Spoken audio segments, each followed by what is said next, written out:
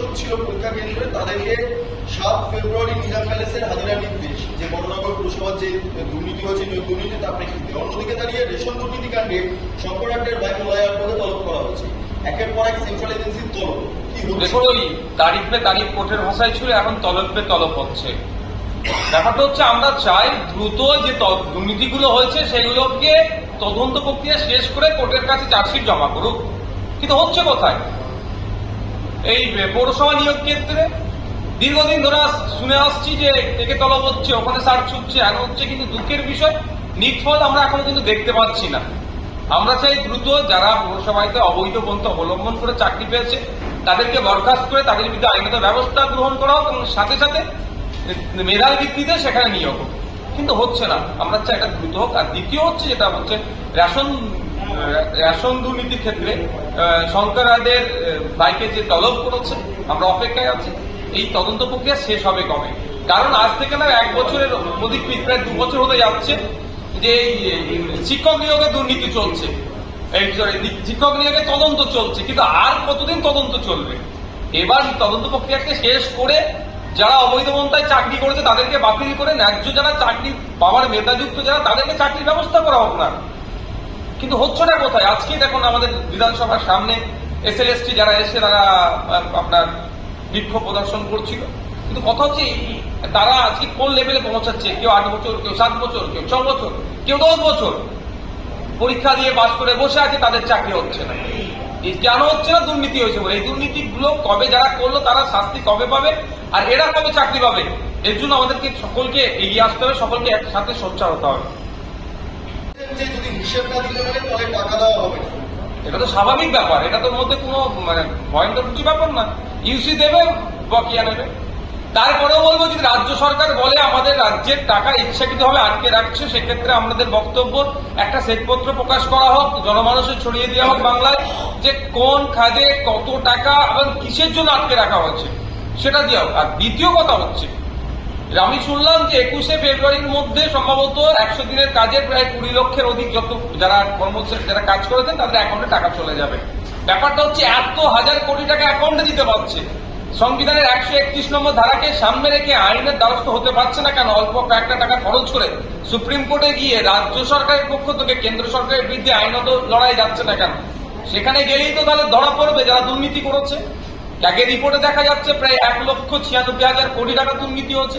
100 দিনের কাজেরও দুর্নীতিটা তো ফুটে উঠবে, কারণ প্রায় 14.5 লক্ষ জব কার্ড পশ্চিমবাংলায় বানিয়েছে কারা? তৃণমূল আশ্রিত যারা তৃণমূলের দ্বারা এগুলো তৈরি হচ্ছে। সবগুলো ওখানে আসবে, তৃণমূলের হয়তো বড় বড় নেতাদেরকে জেলে থাকতে হবে। সেই জন্য জেলে না গিয়ে তার কর্মীদেরকে বাঁচানোর জন্য, তার নেতাদেরকে বাঁচানোর জন্য আবার ঋণ নিয়ে মানুষকে দেওয়ার চেষ্টা করছে। যদিও কতটা দেবে এখনো সত্যতা নাই। এই যে কথা কয়েকদিন আগে বললেন, আজকে যে কথা একে অপরের পরস্পর বিরোধী একটা কথা, একটা মানুষ বলছে, কিভাবে হয়? দেখুন, আজকে রাজনীতিটা ঠিক এই জায়গায় জন্য পৌঁছে যাচ্ছে যে রাজনীতিতে কোনো পরিবারের লোকজন তার সন্তানদেরকে আসতে দিচ্ছে না। একটা ছেলে উচ্চ মাধ্যমিক পাস করলে, ভালো রেজাল্ট করলে তাকে জিজ্ঞাসা করা হচ্ছে কি হবে, ফিউচার কি, চিন্তা ভাবনা কি নিয়েছে, ডক্টর, ইঞ্জিনিয়ার, আইএস, আইপিএস হবে, বিসিএস হবে, অনেক কিছু বলছে, কিন্তু ভালো পলিটিশিয়ান হতে চাইছে না বা তার পরিবার গিয়ে দিচ্ছে না কেন? এই ধরনের কথাবার্তা বা এই ধরনের যারা এখন রাজনৈতিক মূল চালিকা শক্তি এখন যাদের হাতে আছে। ওয়াশিং মেশিন হয়ে গেল নাকি? কদিন আগে ইনামুলের টাকা নিয়ে কাজ করেছে, আর যখন সে তৃণমূল থেকে একটু ডিস্টেন্স মেনটেন করার চেষ্টা করছে, সে এখন ভালো হয়ে যাচ্ছে বা ক্যান্ডিডেট করলে কোনো অসুবিধা নাই। এই বিচারিতা না হওয়াটাই ভালো। তবে একটা কথা, দেববাবু পদত্যাগ করেছেন বলে তিনি সমালোচনার ঊর্ধ্বে বা সমালোচনার মধ্যে, এটা ব্যাপার নয়। দেববাবু এমপি হিসাবে যে পারফরমেন্স করা দরকার ছিল, যে দায়িত্ব নেওয়া দরকার ছিল, তিনি ব্যর্থ হয়েছেন। এই জবাবও কিন্তু আগামী দিনে ঘাটাল লোকসভার মানুষজনকে দিতে হবে। সাংসদ বিধায়ক আপনাদের পক্ষে এই ধরনের কথা, যেখানে বিধানসভার অভ্যন্তরে আপনারা মিথ্যে কথাই শব্দটা প্রয়োগ করতে পারেন না, অসত্য কথা বলতে পারেন। দেখুন, রাষ্ট্রপতি সম্পর্কে যখন অবাঞ্ছিত মন্তব্য করেছিল তারও বিরোধিতা করেছে। ঠিক একইভাবে আমাদের রাজ্যের মুখ্যমন্ত্রীকে যখন কেন্দ্রীয় এক মন্ত্রী অবাঞ্ছিত ভাষায় আক্রমণ করেছিল তারও বিরোধিতা করেছি। এক্ষেত্রে আমাদের দেশের প্রধানমন্ত্রীকে যে ভাষায় বলাচ্ছে সেটা কোনোভাবেই সেটাকে গ্রহণ করা যায় না, সেটাকেও সমালোচনা বা সেটাকে আমি বিরোধিতা করছি।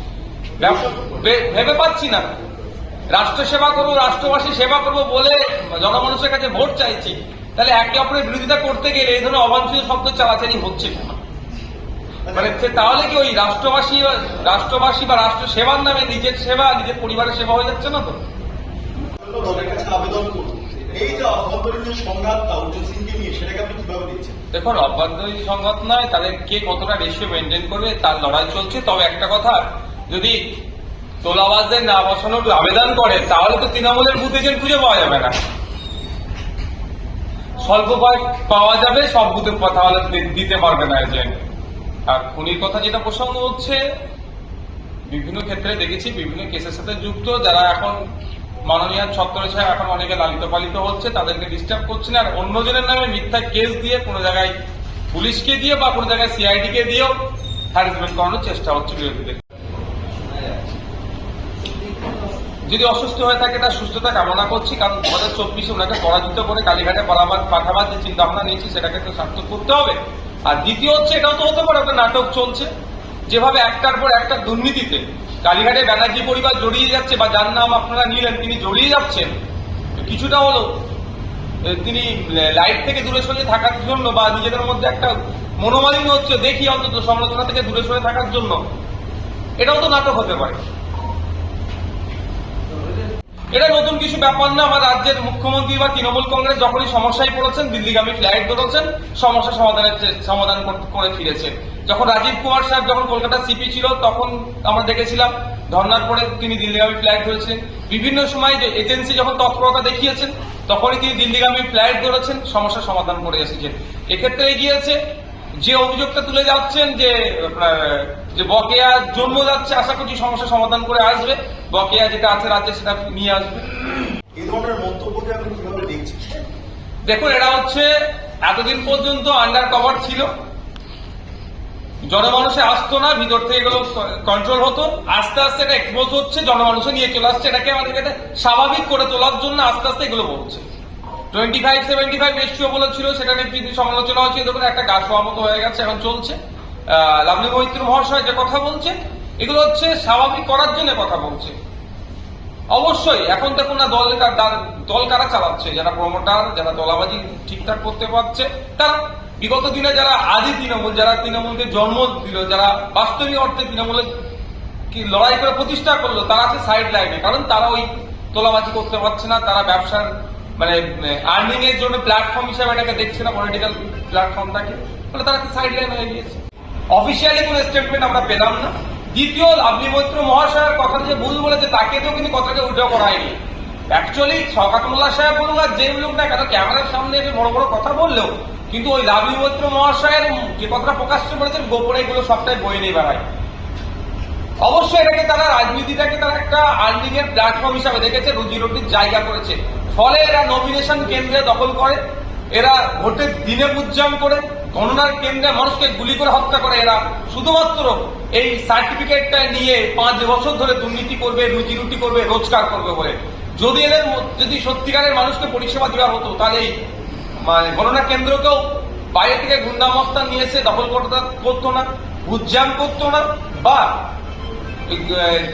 গণনা কেন্দ্রে গুলি করে সাধারণ মানুষ সহ বিরোধীদেরকে খুন করতো না।